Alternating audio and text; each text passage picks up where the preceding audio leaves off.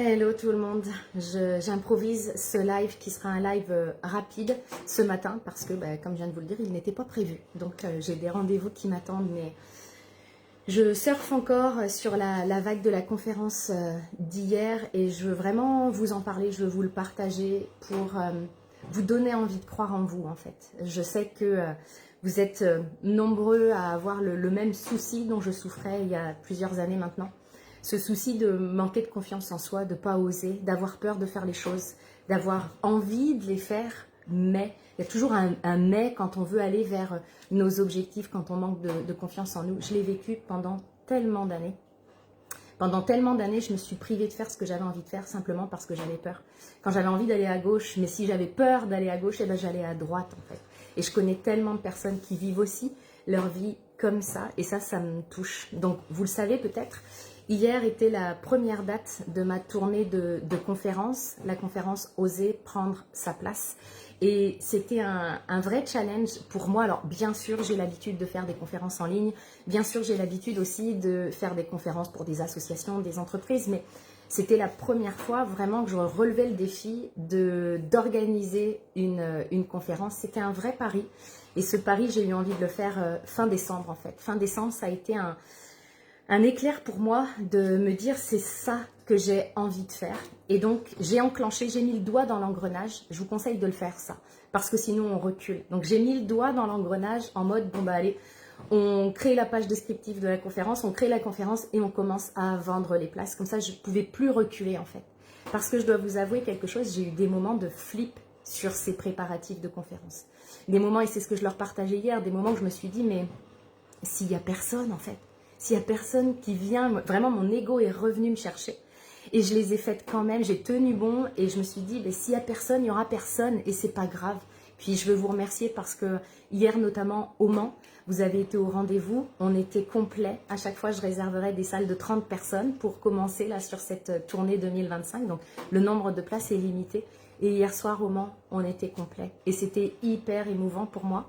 Parce que j'étais en famille aussi, parce qu'il y avait mon mari, il y avait mes enfants qui étaient là pour m'aider à organiser. Mon équipe était trop loin, donc elle n'était pas dispo. Et ça m'a énormément touchée.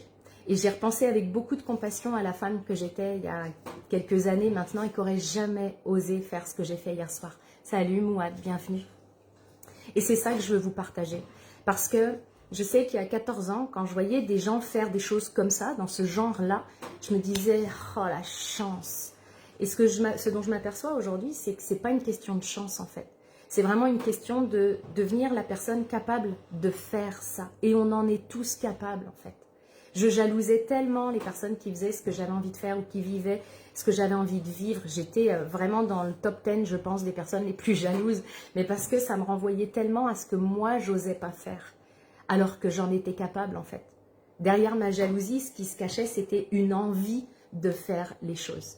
Et ce que j'ai pu partager hier et qui m'a énormément touchée, c'est justement ça, c'est le fait de croire en vous. Franchement, si on m'avait dit, il y a 14 ans maintenant, que je ferais des conférences, que mon métier serait d'accompagner les gens et qu'en plus j'aurais une communauté telle que celle que j'ai aujourd'hui, je ne l'aurais pas cru. Parce qu'à cette époque-là, je n'avais pas confiance en moi, je ne m'aimais pas, je ne m'acceptais pas. Et tout est possible en fait. Et c'est tellement ce que ça me confirme. Donc c'est ça que je veux vous dire rapidement ce matin. C'est que si je prends une photo d'hier soir, puis que je la compare avec ma vie il y a 14 ans, franchement, encore une fois, c'est pas le jour et la nuit, mais il y a eu tellement de chemin. Mais pour faire ce chemin-là, j'ai rien fait d'extraordinaire en fait. J'ai fait un pas après un autre, un pas après un autre. Et ça me touche tellement de vous aider à le faire aussi. On a eu de tellement beaux retours de cette conférence, des gens qui ont été touchés, une personne qui ne me connaissait pas et qui me dit « je ne savais pas pourquoi il fallait que je sois là, mais j'avais vraiment envie de venir quand j'ai vu ton post. Maintenant, je sais pourquoi je suis venue. » Et c'est ça la vie en fait. Quand on ressent l'élan intérieur de faire quelque chose, c'est parce que cet élan, il mérite d'être honoré, il mérite d'être suivi. Et oui, on a des peurs. Il y a des personnes hier soir qui sont venues à la conférence et qui avaient des peurs de venir, peur de ce qui allait se passer, peur de venir tout seul, de rencontrer des gens qu'ils ne connaissent pas, même peur de laisser les enfants pour une soirée. Et je le comprends tellement. C'était la même chose en fait pour moi il y a quelques années. Sortir le soir après le boulot, c'était compliqué. Laisser mes enfants à garder, c'était compliqué pour moi. Aller vers des gens que je ne connaissais pas, c'était compliqué pour moi. Et j'ai vu des personnes comme ça dans la salle hier soir. Donc elles avaient des peurs, mais elles sont venues quand même parce qu'elles ont ressenti l'élan intérieur de venir. Notre corps, et on en a parlé hier soir, notre corps est tellement là pour nous donner la direction à suivre. Malheureusement, on ne l'écoute pas. On écoute beaucoup ce qu'on a au-dessus du cou, très peu ce qu'on a en dessous, alors que les réponses sont tellement plus évidentes sous le cou qu'au-dessus. Vous l'avez vu, hein. Notre tête est capable de nous donner, de nous dire une chose et son contraire en l'espace de 5 minutes avec le même degré de certitude. Donc notre tête, elle nous perd en fait.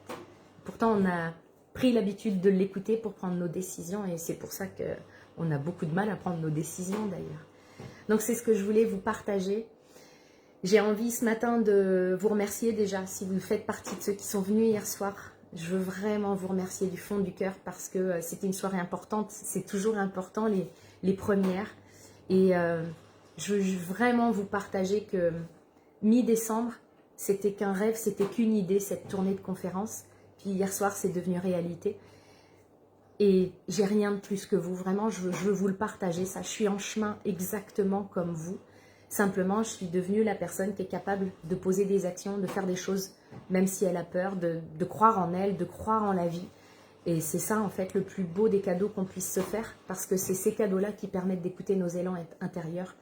Et c'est ce que je veux vous dire aussi ce matin, c'est suivez-les, vos élans intérieurs. Oui, ça va vous faire peur, oui, ça va vous challenger, oui, vous allez être jugé, mais de toute façon, même quand on fait rien, on est jugé pareil. Donc, bien sûr qu'il va y avoir des jugements, bien sûr que certaines personnes vont peut-être pas comprendre ce que vous faites.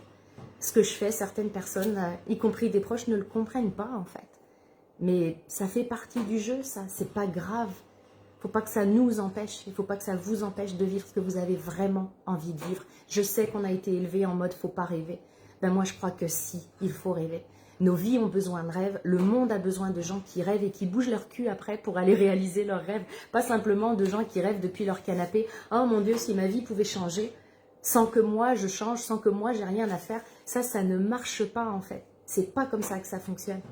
Mais quand on est prêt à se donner l'autorisation de rêver grand, puis quand on est prêt aussi à subir l'inconfort, parce que évidemment qu'il y a eu des inconforts dans cette préparation de conférence hier. Il y a eu des doutes, il y a eu des peurs, il y a eu un stress, c'est normal ça. Mais ce qui compte, c'est de le faire quand même. Donc je veux vraiment vous... Bonjour Myriam, c'est Nathalie Martin. Je t'enregistre ce message parce que Tom m'a